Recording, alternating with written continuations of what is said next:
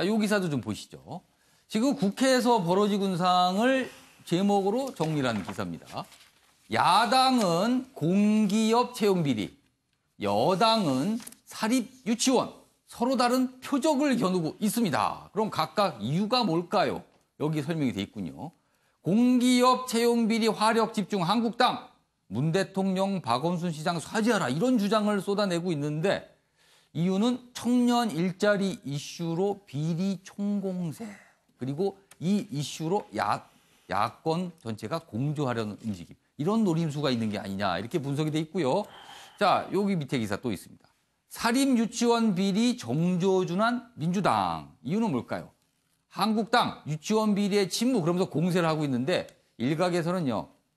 야당 사학재단으로 불똥 경기하고 있는 이 상황을 여권이 알고 있으니까 뭐 그런 거 아니냐 뭐 이런 또 해석도 나온다 그러는데 아무튼 지금 야당은 이 공기업 채용 비리, 여당은 사립 유치원 비리에 각각 주안점을 두고 지금 국회에서 지금 뭔가 움직임들이 있는데요.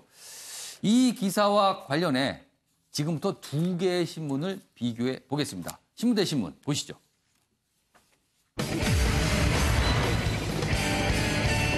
자, 오늘 신문 대 신문은 좀 독특합니다. 같은 내용이 아니라 다른 내용인데요. 똑같이 일면 톱 기사로 다뤘습니다.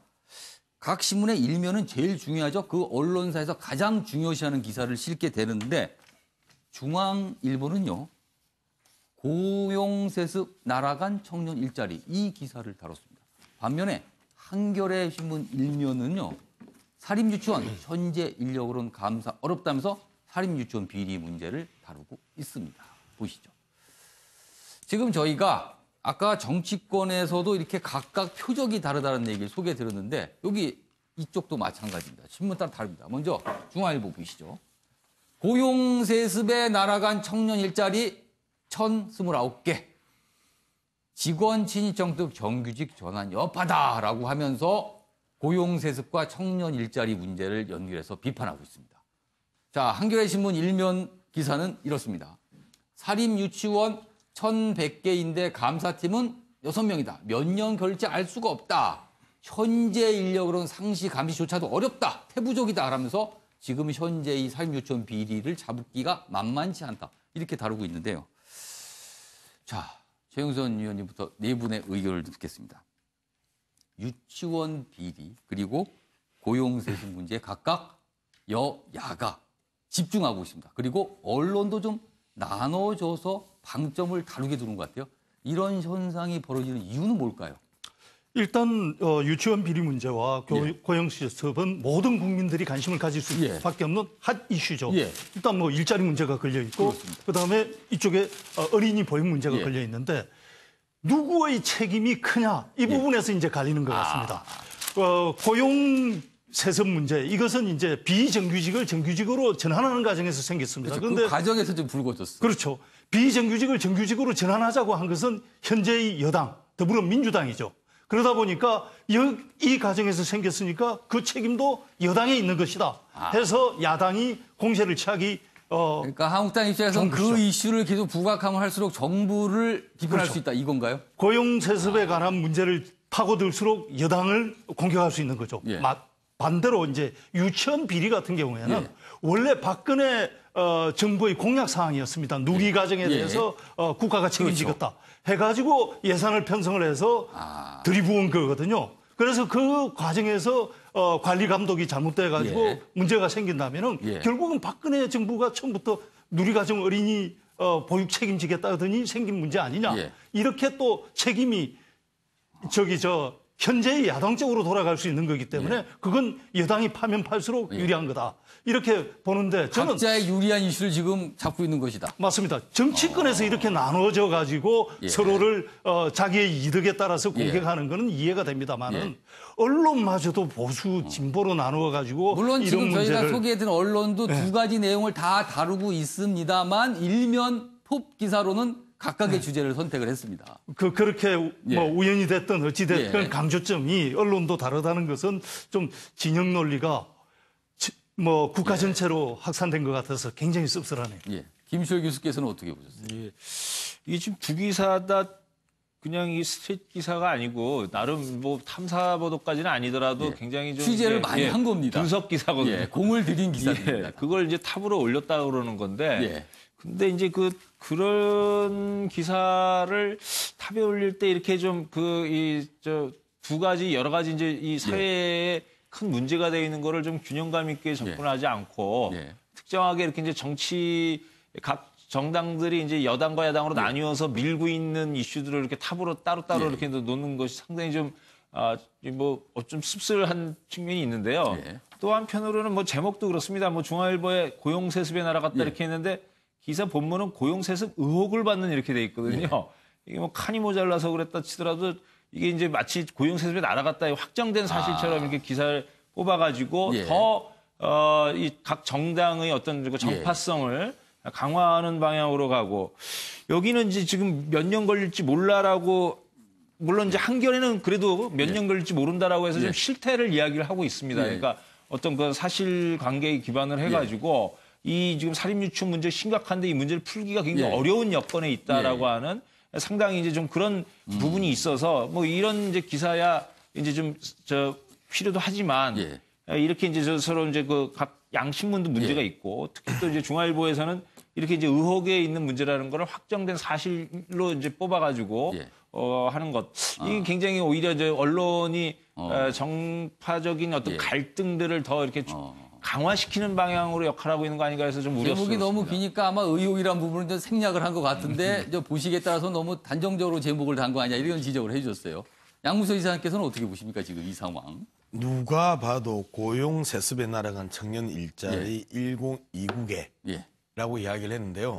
고용 세습과 관련된 사례는 그 딱 한 사례가 나왔었습니다. 그리고 어떤 신문은 또 오보를 해서 바로 잡기까지 했던 사건이거든요. 그리고 그 다른 그 고용 세습에 대한 사례들이 거의 나오지 않았습니다. 그런데 중앙일보 제목을 보면 1000개 이상이 고용 세습으로 날아간 것처럼 이렇게 썼단 말이에요. 두 번째, 그러면 그 1029개는 뭐냐? 무기계약직에서 정규직으로 그 전환한 과정입니다.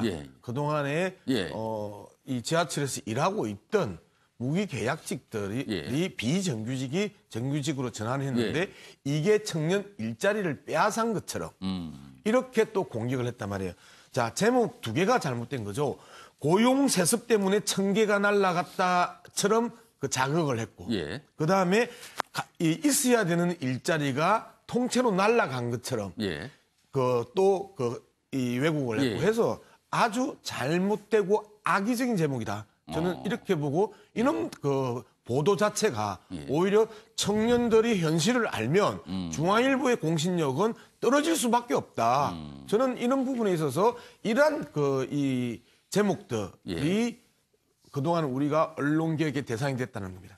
정말 잘못된. 그럼 양무서 이사님께서 굉장히 비판해 주는데 윤기찬 변호사께서는 어떻게 보세요 지금? 뭐 둘 다 국민적 관심이 큰 거죠. 그런데 이제 유치원 부분은 사실은 감사 자료가 공개가 됐고 이제 추가적인 감사 필요성도 있지만 그것은 하면 되는 것이고요. 시급하지는 않아요. 감사 자체가.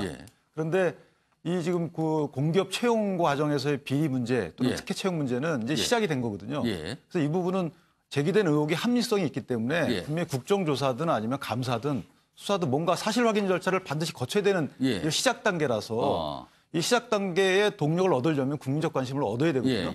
따라서 저는 신문의 제목을 뽑을 때 이것이 이제 더 국민적 공감을 얻는 차원에서는 바람직하지 않냐. 이게 정파적 이해관계는 물론 속으로 있겠지만 지금 시정 입장에서 보면 어느 것이 바람직한가를 볼 때 이것은 이것이 바람직하다. 그럼 한겨레 신문 기사의 일면 기사는 어떻게 보셨어요? 아니 뭐 한겨레 신문 그 전체를 다 읽어보면 어떤지 모르겠는데요. 유치원 부분은 사실은 여러 가지 제도 개선 부분도 따라와야 돼요. 그 유치원 분들이 주장하는 바와 같이 회계 기준도 사실 유치원에 맞게끔 꾸려봐야 되고 이것이 공교육 과정으로 완전히 편입시킬 것인지 아니면 사립 유치원으로 지속시키면서 공적인 성격을 띠게만 할 것인지 이런 거에 대한 정책적 판단도 같이 가야 되기 때문에 이분이 고민이 많이 필요한 부분입니다. 지금 뭐 여야가 방점을 두는 이슈가 다르고 오늘 네 분이 지금 같은 신문 두 개 좀 비교해봤는데 역시 좀 해설이 조금씩 좀 차이가 있습니다. 시청자 여러분께서 참고하시기 바랍니다. 이번엔 경제 기사로 좀 하나 넘어가 보겠습니다. 한국 GM 8천억 먹튀 수순 이런 주장이 나오기 때문에 이런 분석이 오늘 국감에서 난타전 예고했다.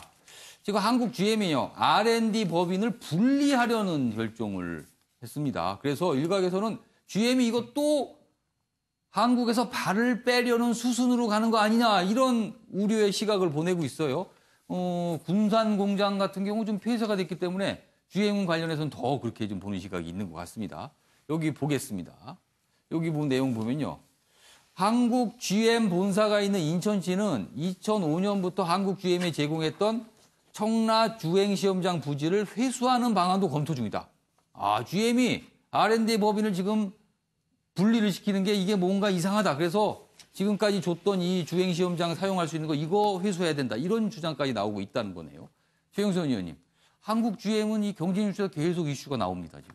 일단 이것이 중요한 것은 예. 올해 상반기에 공적 자금 8천억 원을 쏟아부었거든요. GM에. 예. 그렇습니다. 그래서 적자가 누적돼 있는 이 회사를 국민 광범위하게 보면 국민 세금이죠. 예. 국민 세금으로 살려놓은 거고 그때 살려놓았을 때 조건이 뭐냐 하면은 앞으로 기업을 철수하지 않는다. 이 조건으로 이제 살려놓은 겁니다. 예. 그런데 R&D 연구개발 법인을 지금 분리하는 이 목적이 무엇이냐에 예. 대해서 해석이 이제 다른 겁니다. 예. GM 코리아 측은 예. 베이징에서도 그렇게 분리가 돼 있다. 이게 경쟁력 확보 차원에서 사례가 있다라는 거죠. 예, 분리해서 하는 것이 경쟁력 예, 확보 예. 차원에서 낫다. 예. 이렇게 보는 것이고 이대주주인 산업은행이라든지 예.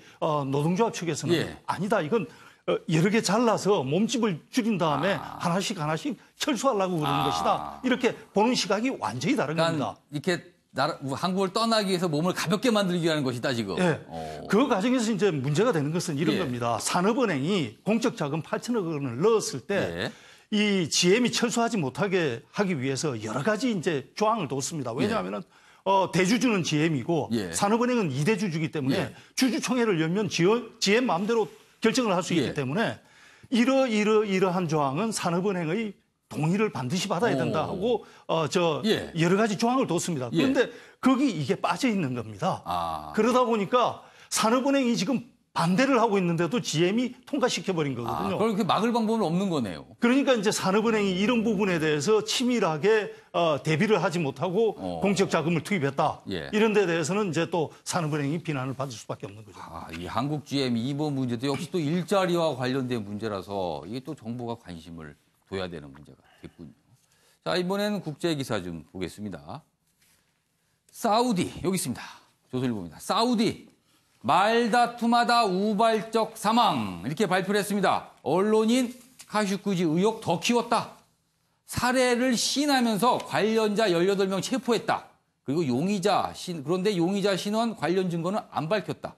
사우디의 이런 우발적 사망이라는 발표에 트럼프 미국 대통령은 사우디 설명 신뢰할 만하다 이렇게 되지만 다른 국제사회 특히 유럽 국가들은요 안 믿는 분위기입니다. 그리고 국경 없는 기자회는요 살인 면허를 주는 꼴이다 이렇게 하면서 반발하고 있다고 합니다. 자, 오늘은 전국이 흐린 가운데 낮과 밤의 기온차가 크겠습니다. 내륙에서는 아침에 서리가 내는 곳이 있겠지만 낮 기온은 20도 전후를 기록하겠습니다. 아침에 매일 경제 여기서 마치겠습니다. 내일 오전 8시에 다시 뵙겠습니다.